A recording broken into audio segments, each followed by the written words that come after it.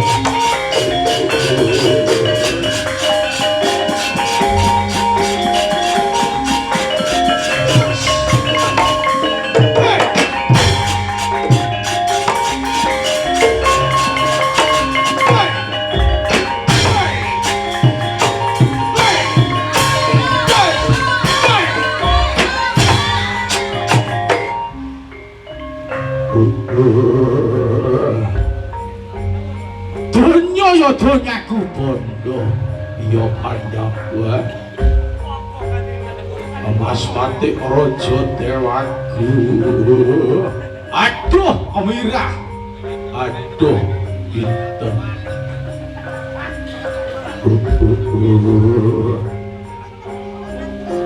para wadya bala buta, para wadya bala saka negara Simbar Manyurung. Iki dina mudhala.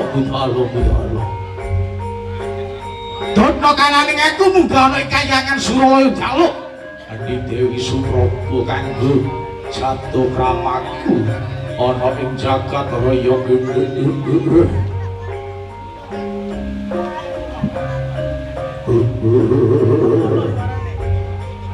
Jawa Diwala sing semangat golek pasaran.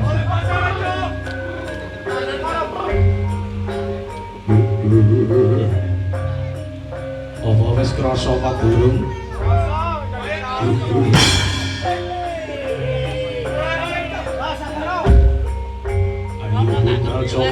Budal kala ilmu panas mati leng-lengkan tuwa. Aja manguntilanak mudhala.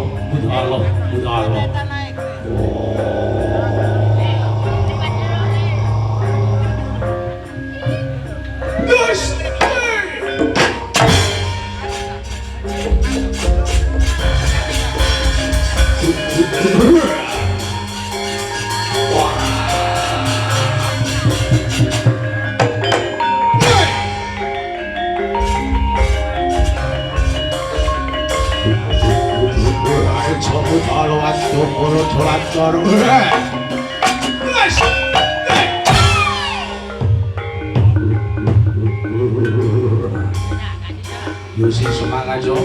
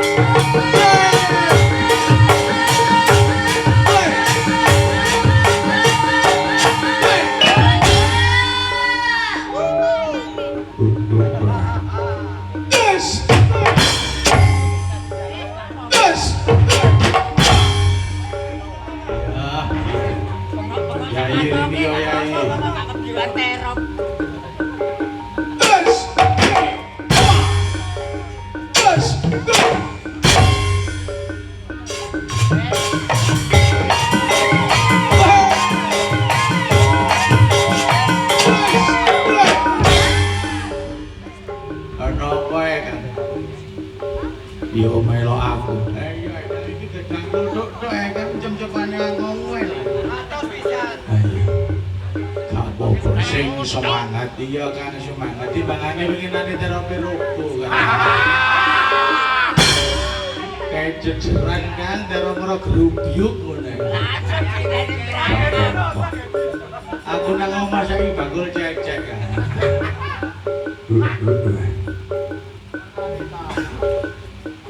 Tane budal keramas wis keramas bolak-balik. Apa mergo aku tukang ngecor iki bae.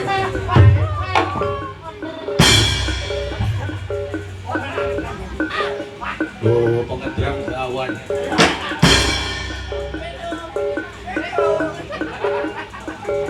Ayo Kang budal. Gus.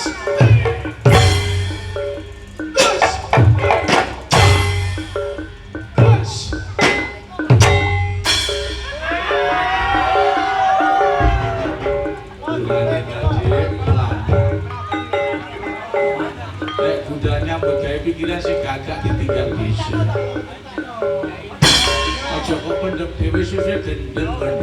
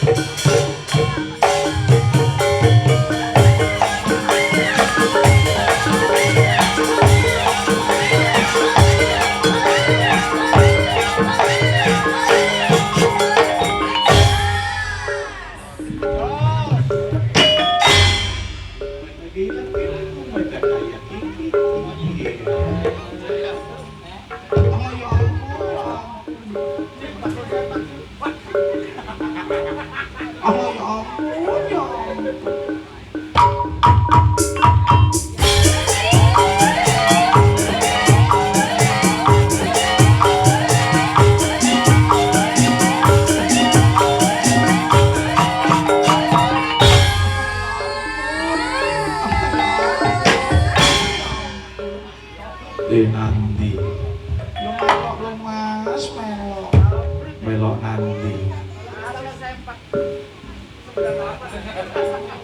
yo melok darani lo mas yang kayangan Suraya. Iya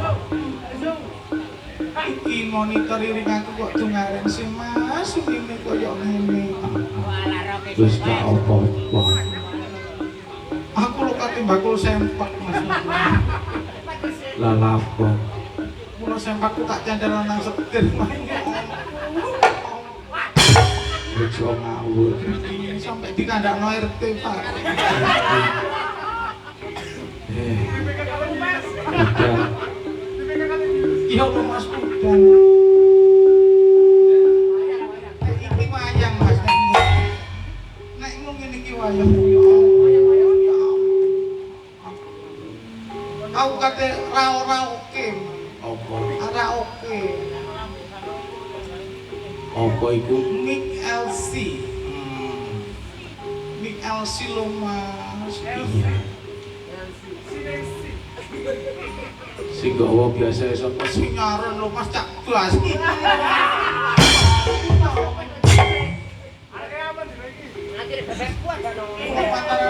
Pantarane anakku lo mas. Terus kok nondang budal. Ya neleng aku kelingan.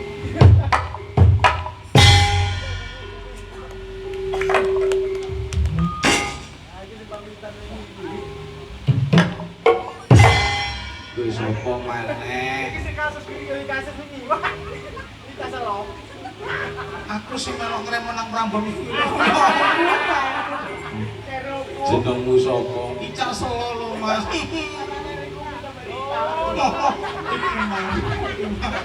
Karena kempal iku sing garai teroke wingi ruku.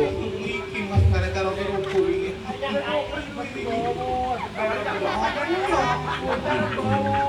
Budal. Ya teh budal lho Mas, teh budal nek Mas Indra. Koyok bedil Mas kok salah. Wis kono nang kutha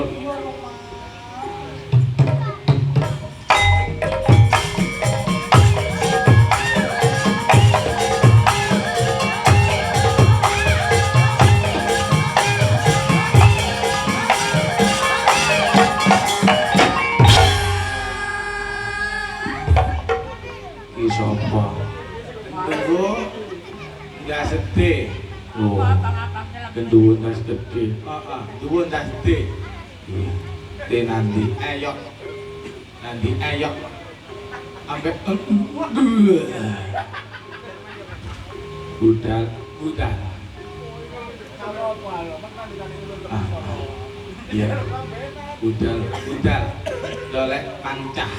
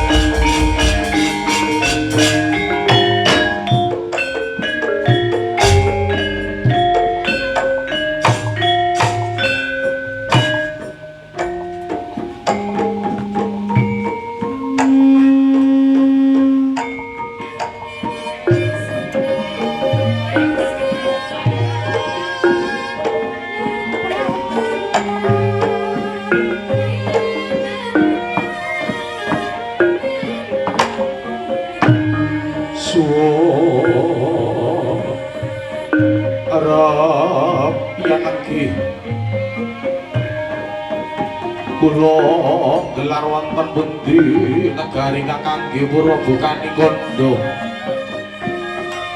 inggih menika nyariosaken wonten salah satunggaling negari wonten salah satu negari kang sinebut negari Simbar Manyura. Kinarya wae kuwati dosa Bramindra kaping 1 sastra bawana. Wateges sing wadhahe ka sawiji dosa 10. Purwawini tan indramu ben sabta 7 sastra sen. Bawana araning jagat.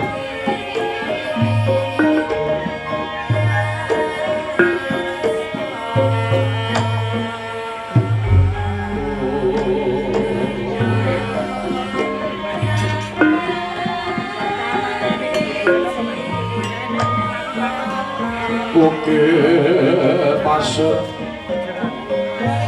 benawi Wokir tandha gunung pasir diloro bengawi bengawan Bila negari Simbar Manyura sampun mungkuraken papan pasambudran Anglewaraken bebataran ingkang agungan sal siti tanah taben klebak panjang punjung. Panjang dawa kacaman ing punjung luhur kawibawane Sumawon sinebut negari kang kemari Palajenawi Kertatunggal Yuraharja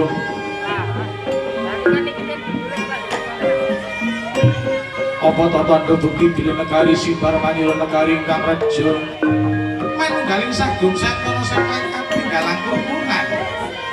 dumadi wira ing kasantosan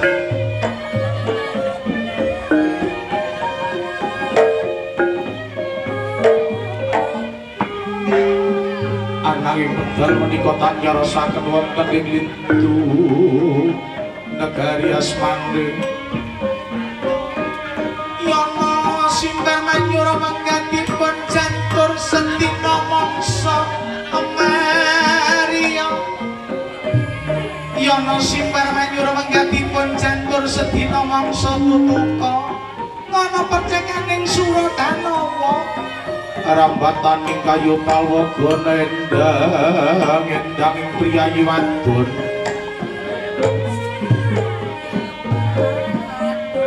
Ngono peparaping Raja Pandhita. Semuning griya sundel paring nama ganceng kang paring juluk. Ampuna wase sinten ta ingkang nata diling negari Simbar Madura. Inggih menika ingkang paring asma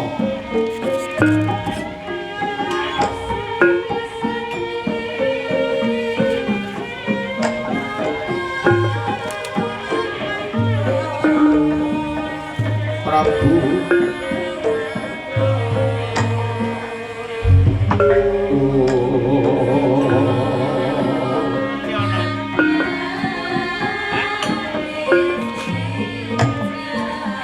Inggih menika ingkang paring asma Prabu Kala Prajana. Nggih Kala Prajana asmane. Nadyan wujud ora sesone netepi jangka dewa kang sampun kacatur. Ngantos duk nalika semanten mangertosi wonten ing sanubari asmane ibu. Inuk asmane bapa kang sampun nerani balanipun Gusti Kang Maha Suci.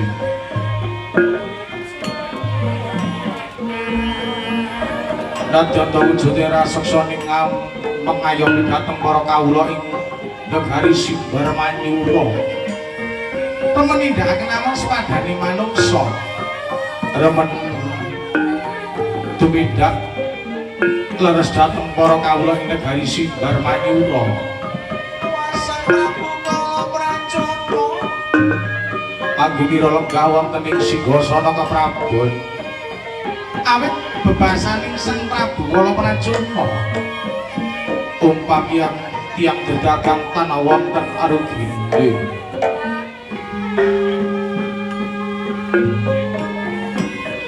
Wilang genira wonten ing lenggah wonten ing Dampar Kencana. Lineme akasur babut cineplanging ten berlian sekling-sikling ageng kumel pindo Trenggana Sari kang pinuju tadi.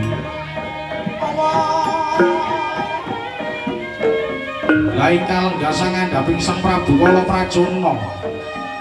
Ambuna menika kepatihanira praja ing negari Simbar Manyura. Ingkang paring asma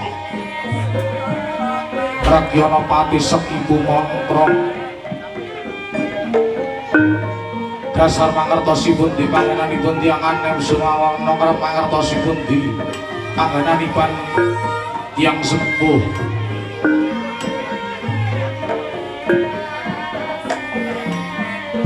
Korban jiwa kelawan raga yen pigunani tumrap nusa kelawan bangsa tur ing agami.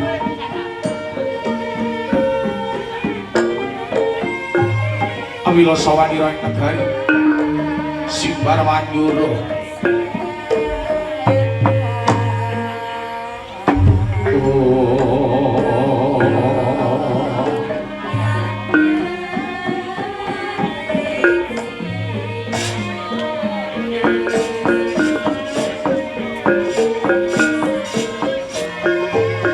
Wila sawanira ing negari Simbar Manyura. Suku ngapurancang jonggo sinamlung kaya dening kala jengking Rantiwi. kanan Sangrekyana Pati Sekibu Mantra. Sakungguring Rakyana Pati Sekibu Mantra. Para mantri bupati kawula alit ingkang sami nenggo. Pangandikanipun Sang Prabu Kala Prajana.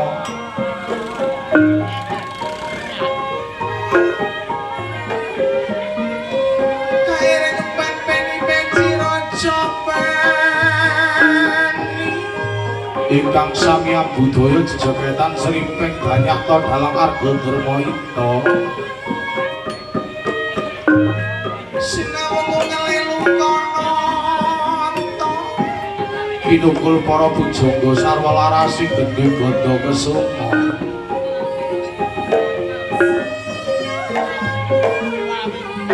sarempet swanten ing warangga bilipun pidhametaken wonten wadyaning marma tansaya ira dalu tansah keloro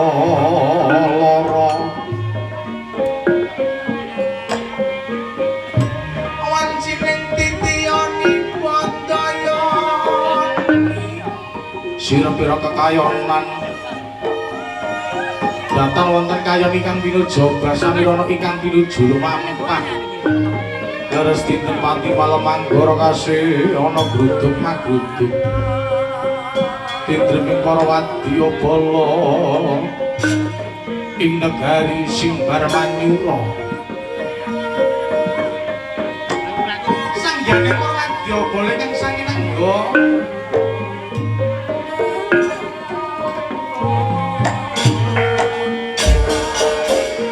pangandikane Sang Prabu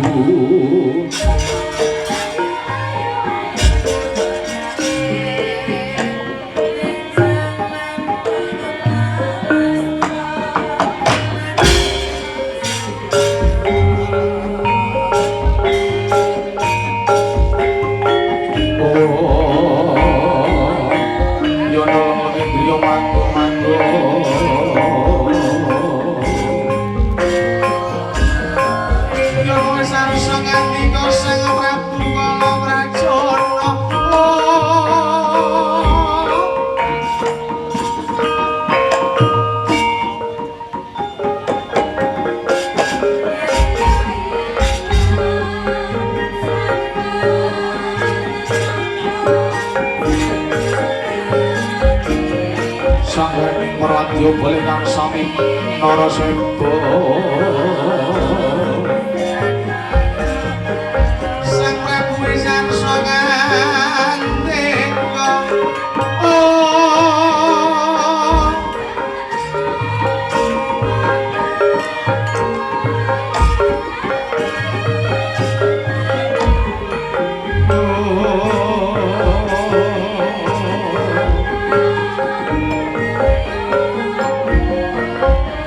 Polo sarso seba Yono kinarya sang rekyana bakti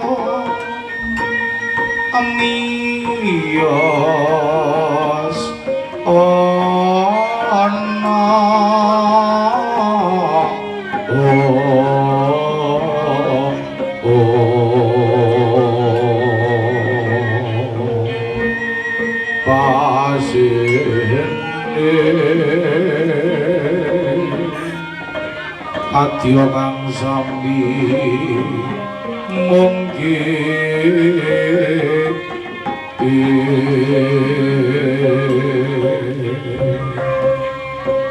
kadya kang sami sumewing mungkin ngayo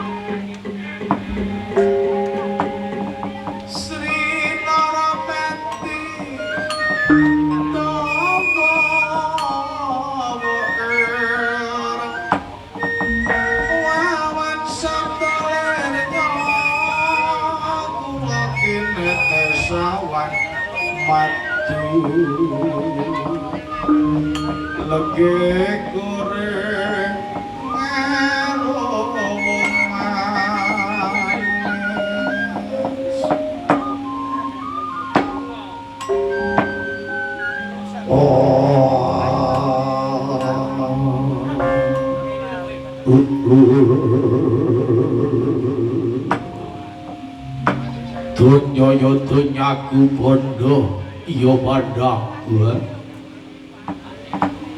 anggadekno bungana ing sajroning kalbuning ingsun awit hubungan ingsun iki tansah migura wentas sumawana kalaluri pitutur saka wong tuwa kang wis gayuh ing kampus panrendi nganti aku isa nata adiling praja ana ing negara Simbar Manyura ini.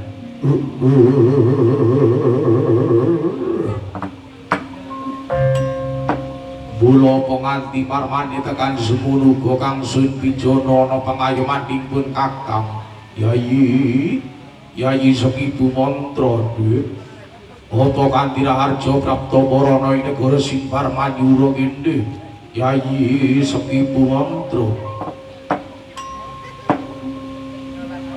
Dewa Jagat Sangyang Pinadara Dewa Bathara kang kinarya pepangkutan. Sederengipun kula matur kula ngaturaken sungkem pangabekti kunjuk ing andhaping kepada Koko Prabu Kala Pracuna. Tatrima sungkem para raliwat tuja pangestunipun Kakang Tampanana Yayi Sekibu mantra. Kula cadhong ngasta kalih cinencangaken rikma bebasan nggih ana dalem setetes ndedaging ana wonten ing dalem seempat. Ingkang nggih jimat paripe kula gesang wonten ing gumlaring jagat raya Koko Prabu. Syukur yen kaya mangkono Yayi Sekibu mantra.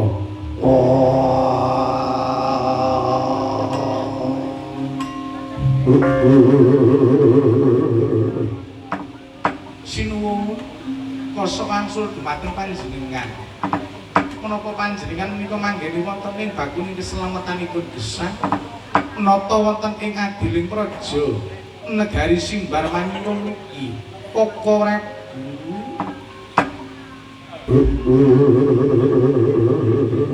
Ya Dik Gak sisip semedang binara sasra Yayi Sekibu mantra.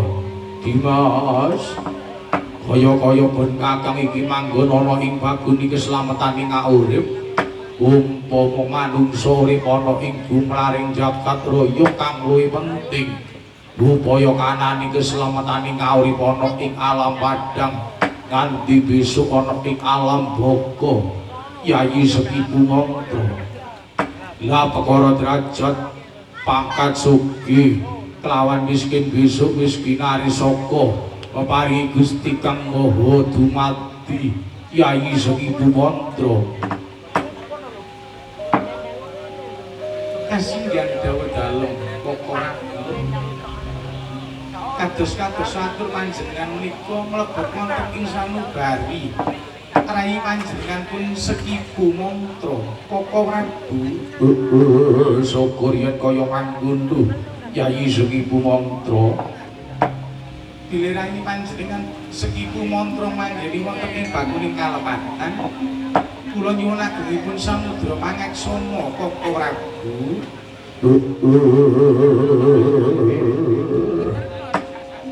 Dimas Sekipu Mantra Yayi aja gunggung kananipun Kakang Dek durung kapara tamtupun Kakang iki manggoni ana ing bakuning bener Dek awit jer kelawan bener besok ana pakarti sing bakal diundhuh yen wis ana raga kinapit dening Ibu Pertiwi Yawang Sukma sapatemone kelawan malaikate Gusti lu ana gunu Yayi makarteni jer kelawan bener sumawana apa sing kok tandur ana ing jagat raya besok diundhuh ana ngarsane Gusti Kang Murbeng Dumadi Yayi Sekipu Mantra. Aduh Yayi Sekipu Koko Prabu kados-kados atur paduka menika mlebet wonten ing salebeting guwa garbonipun rai panjenenganipun Sekipu Mantra lumampah wonten ing alam alus umpami gaman menika tumuju wonten ing alam warangka Koko Prabu syukur yen kaya mangkono Yayi Sekipu Mantra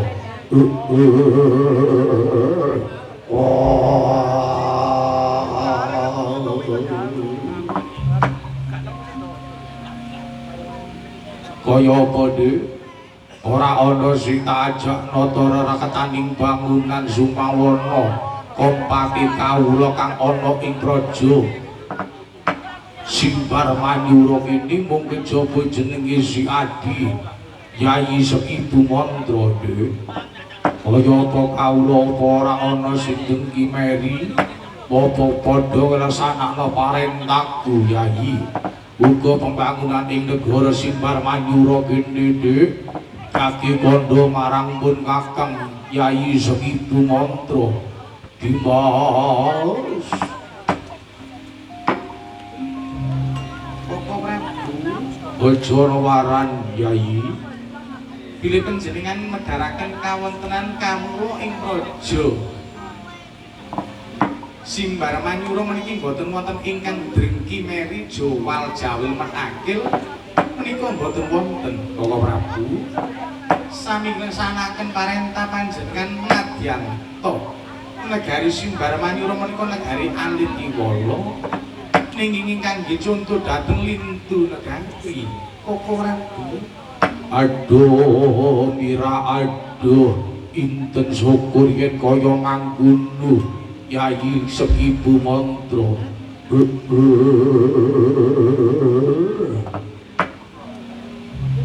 nika soal-soal dhumateng panjenengan ingkang menapa kula tiniki pirsa kados dening sewu wening pindha teta tigang perwatangan tan kersa paring dawuh mahan dawuh kula sendika dawuh kawula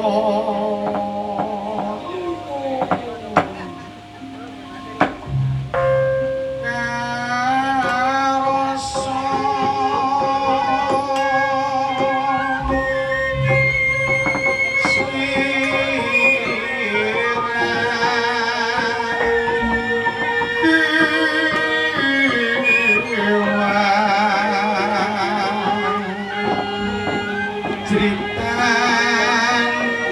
no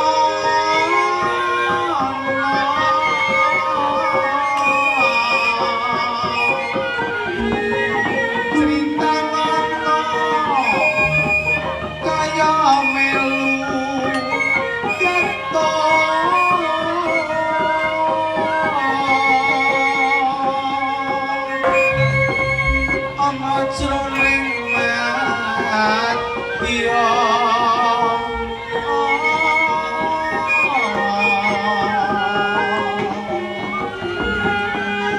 rinasa saya handadra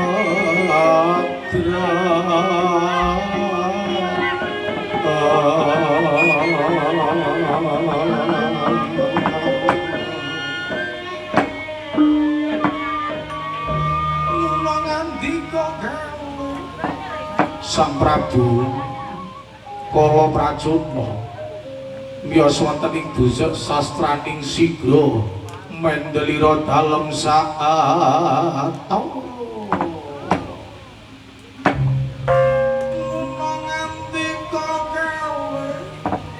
menapa ingkang dingali kelawan Sang Prabu kala prajana boten sesuk inggih menika badhe ngarak dhateng Kahyangan Suralaya nyuwun kananing Dewi Supraba ning utus Patin Jawi Negari Simbar Manyurung ngantos dinten sangki dereng kundur dhateng negari Simbar Manyurung mila danggutan kersa paring dawuh mahandawuh kaya ana teka aroma manis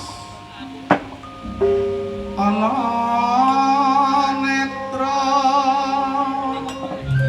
lan cingkara bujana karna kami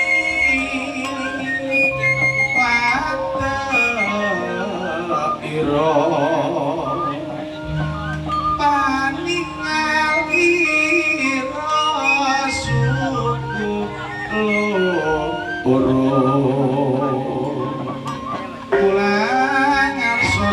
suku netra jangga karna lawan jangga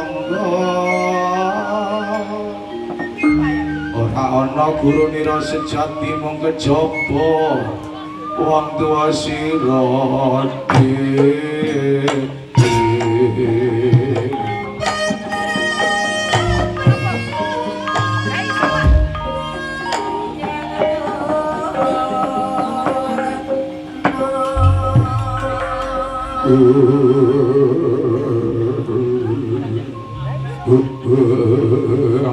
Rudra Maspati Raja Dewaku ado mirah ado inten yayi sekibu mantra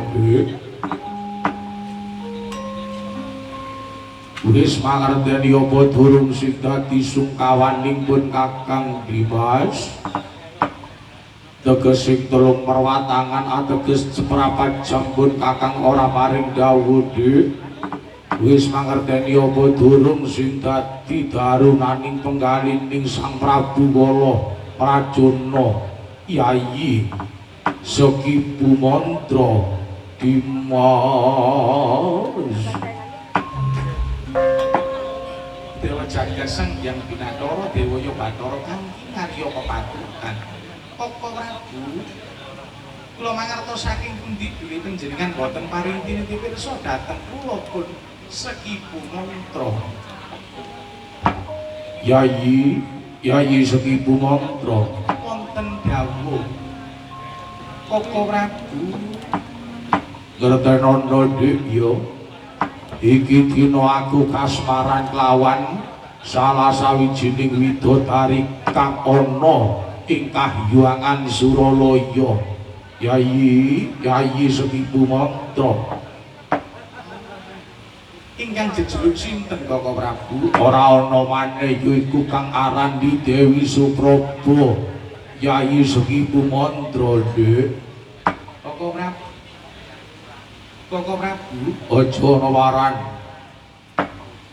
kenging kula ingutaken sampun gayuh lintang umpami cebol menika sampun gayuh lintang Koko Prabu wong seneng ora ana tokone Dik aku kepingin dhaup sitaning Rama kelawan Dewi Supraba yayi sekibu mantra Dik nadyan to pepalang ana gunung pepalang ana segara tak coloti yayi Suprapa kudu dadi bojoning pun Kakang Suprapa nyaketa kene Yayi Suprapa.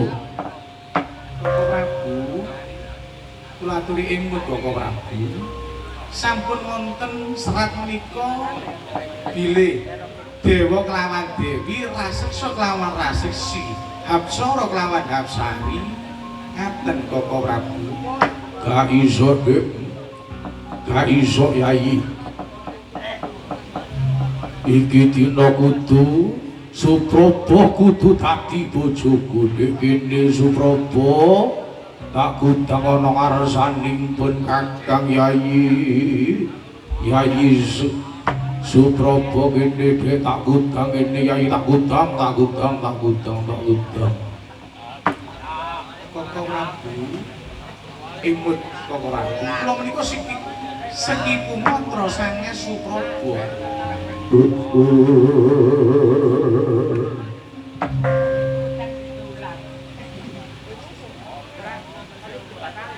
Yayi Nuwun saya wonten dawuh aja dolinan gitar Yayi. nuwun kasinggihan dawuh dalem Koko Prabu boten dados napa. Menika kangge selingan. Oh ya gak apa-apa Dek. Suprapa Ribiyo Yayi, Ribiyo. Aku yen nyawang alismu nanggal sepisan Dek. Alismu nanggal sepisan bangke anu nawon kembit Yayi. Mlakumu kaya dening macan luwih kene Yayi nyaketa pun Kakang. Apa maneh aku nyawang esmu lho kaya aku ketiban rembulan Yayi. Yayi Suprapa Dek. Untune Suprapa kaya untune sinden nomor 1 saka Kuruan.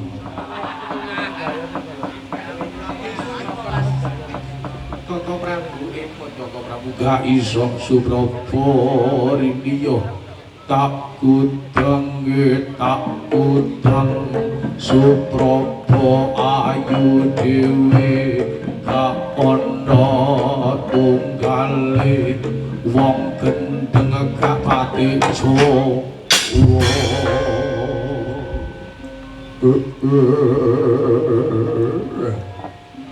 Koko Prabu kula aturi emut Koko Prabu.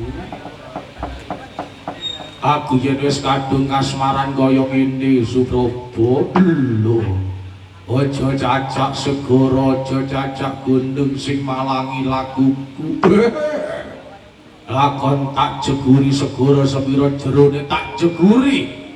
Waton aku iso nyanding sliramu Suprapa.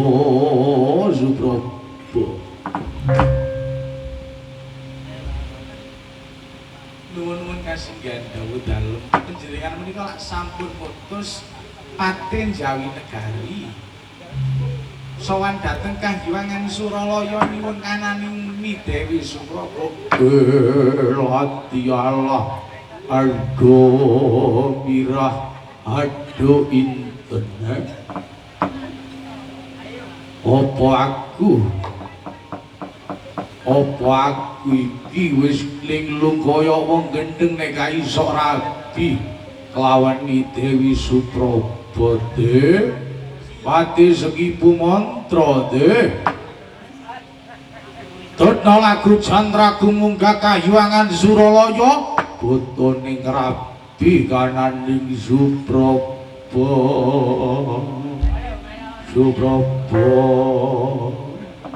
Suprapa kene nyaketa pun Kakang Yayi.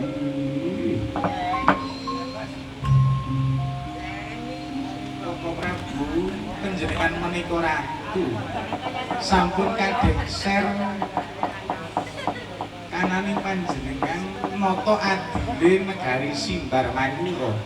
Ning nganti dina samengko Yayi sekipu mantra Dek.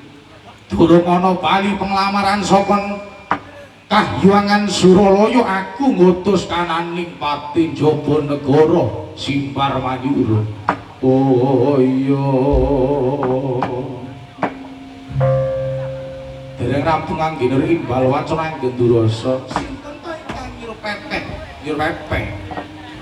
Utusanipun Sang Prabu Kala Prajana minggah dhateng Kahyangan Suralaya. Kondur dhateng negari Simbar Manyura. Mila pindha syukur loro-loro lumebeng kedaton.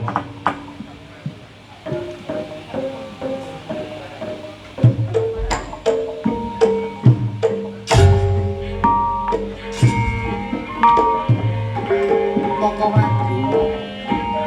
Ana jana marante pati sekibu mantra Dik. Menika wonten salah satunggaling urusan paduka kondur dhateng negari Simbar Manyura. Monggo Prabu. Arjana kananing pati Ridho Angkara kang nembe kondur saka Kahyangan Suralaya Nyai.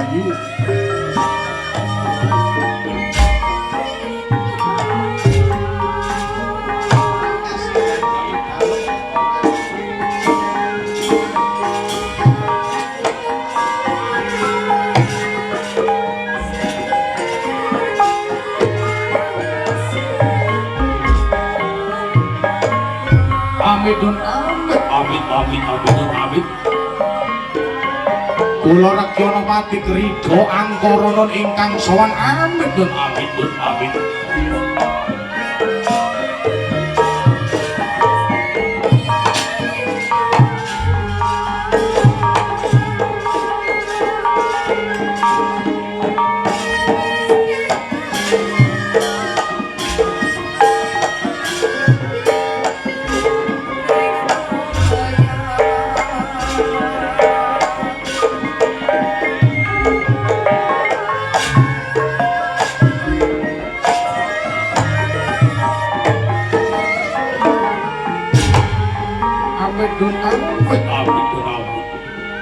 Kula ingkang paring asma Rekyana Pati Ridho Angkara ingkang nembe kondur saking Kahyangan Suralaya. Ingkang panjenengan utus nyuwun kananing Dewi Supraba. Sinuwun. Kula Dik. Pati Ridho Angkara lungguh kang kepenak sliramu sing tak antu-antu lungguh ya.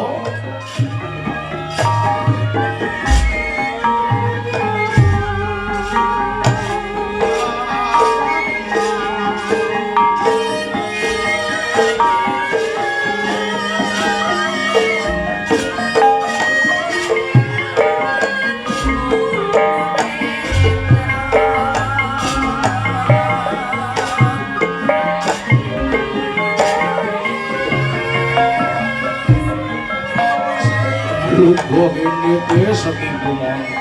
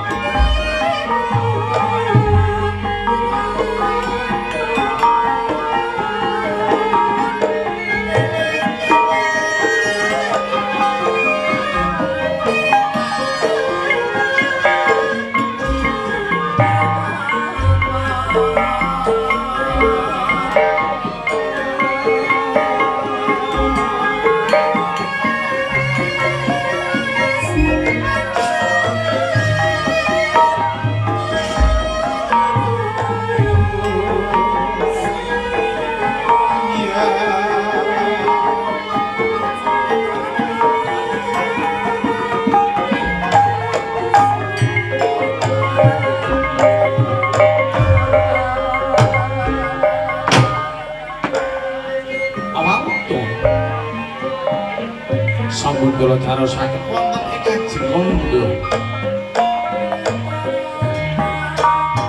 Bilih Sang Prabu Kala Prajana. Kasmaran kelawan Dewi Supraba ingkang wonten ing Kawidodaren. badhe wonten ing Kahyangan Suralaya.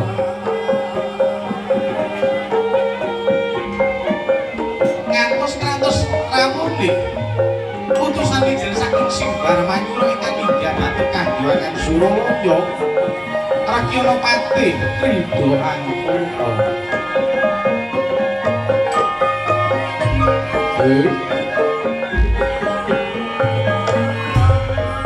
Pati Ridho Angkara te kaya apa te kaputusaning para dewa ditrima apa tampik te kan trima kantenane tampik ya kantenane te kaki maturana ngarsaku pun kala prajuna te Pati Sekibu Rakyana Pati Ridho Angkara te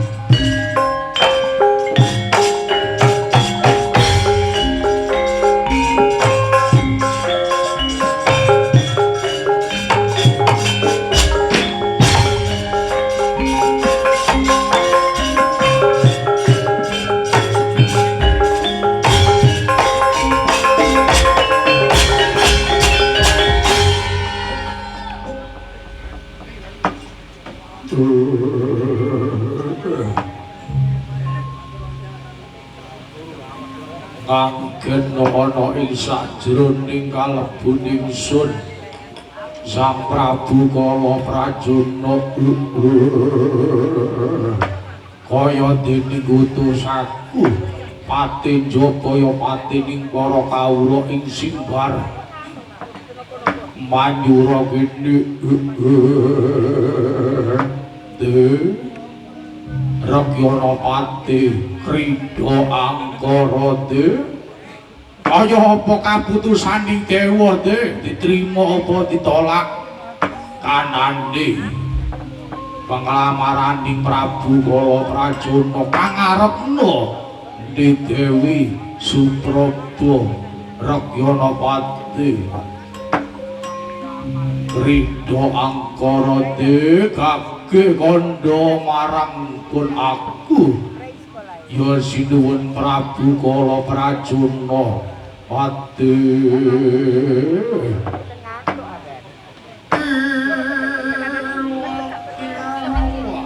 sinuwun sederengipun kula ngaturaken sungkem mangabekti kunjuk wonten ing andhaping pepodo Gusti Prabu Kala Prajana sinuwun trima kakliwat puja pangestunipun Kakang Tampanana Yayi Rakyana Pati Krida Angkara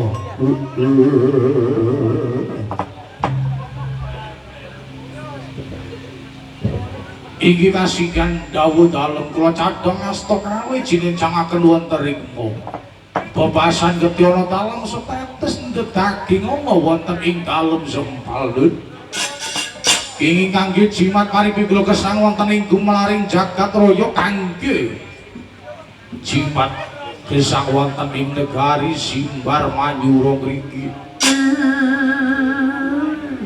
aancahu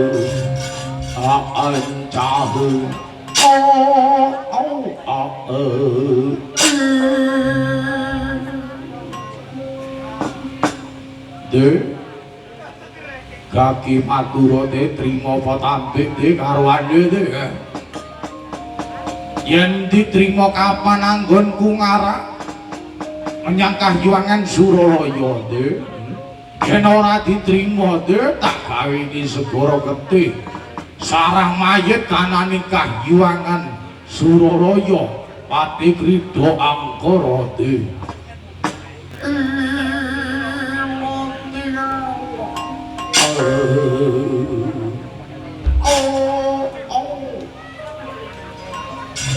sinuwun nuwun sewu penglamaran panjenenganipun Gusti Prabu Kala Prajana menika dipun rami kelawan para dewa inggih para Jalandhara ingkang wonten ing Kahyuangan Suralaya sinuwun Prabu Kala Prajana aduh mirah aduh inten Dewa Jagat Sang Hyang Binatara ladalah kapan anggonku ngarak raja kemanten munggah Kahyuangan Suralaya kage matura yen penglamarane Gusti Ratumu iki diterima kelawan para Jalandhara kang ana ing Kahyuangan Suralaya Rakyana Pati Krida Angkara sinuwun panglamaran panjenengan menika dipun rami bilih wonten dinten Selasa kliwat wulan Jumadi lawas taun saking kidul sinuwun prababang watanganira alis tinggal ora wur ndrodhok kira Sang Prabu miyos sajroning pasene wekdal Sang Arsa Prabu Dukaya sinipi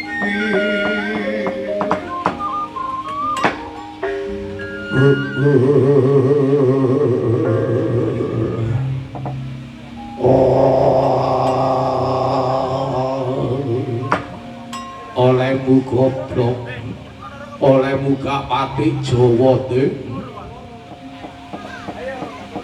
sliramu iku dibojo alus lawan para Jalandhara kang ana ing kayuwangan Suralaya de. Kudune nganggo pikiran de, kudune nganggo pikiran de. Kula ana dina Selasa kliwat wulan Jumadil lawas taun saka kidul kula ana de. Kudune dina Selasa kliwon de. Ulane Jumadil awal apa Jumadil akhir de. Kudune sliramu iku iso mikir sadurunge bali menyang negara Simbar Manyura kene de. Allah. Sidun. Persasat kula menika dipun bojo alus lawan para dewa pancen kapara nyata de. Pancen kapara nyata. Pati Rekyana Pati Krida Anggara de. Mula iki dina ketatna Wadyabala munggah ana ing kayuwangan Suralaya obrak-abrik endi jaluken kananing di Dewi Supraba de. Yen ora diparingna pun aku Dewi sing bakal kananing jaluk ni Dewi Supraba. Waduh bilih makaten ngasturaken bawu kula tak bidal dateng kahyangan Suralaya duh. Suwun sampai mangesi.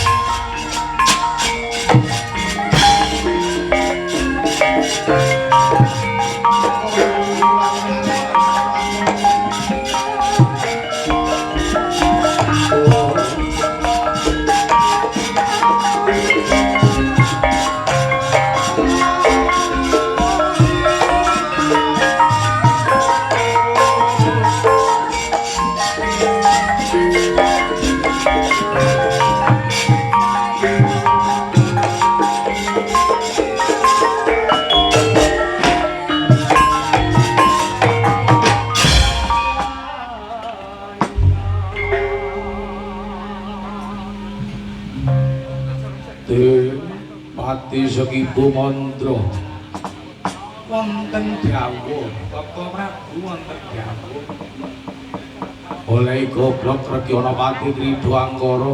Sinuwun sedaya menika mboten kenging nyalaken dhateng utusan Paduka. Bilih pamikaranipun Sang Pati Jawi Krida Anggara menika saking dingae penglamaran panjenenganipun ditrami kula lajeng pun mundur matur wonten ngarsa Paduka. Kaka Prabu de wonten dawuh lajeng panjenengan nyuwun kadosta pundi Kaka Prabu?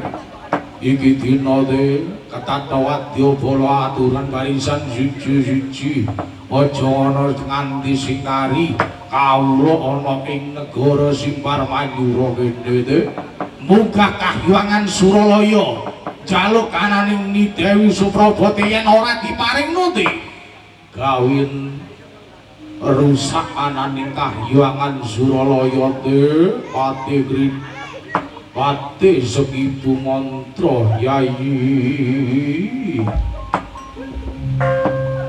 kasinggihan dawuh dalem bilih panjenengan nyuwunipun kados mekaten kula nyuwun tambahi pangestu kula tak bidal dhateng kayuwangan Suralaya kula boyonge kananing para Wadyabala Simbar Manyura. Kaka Prabu aja nganti setindak kali tindak kaya dening arek cilik wingi de tak pangestoni kaya dening banyu mili Yayi Sekibu Mantra.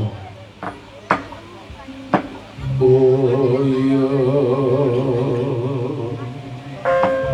rampung anggenir imbal waca anggen durasa. Sang Prabu kala prajana sedya minggah sanggar pamuja brata Wirajeng karing Wadyabala hangrancak mibidaling kawula Simbar Manyura.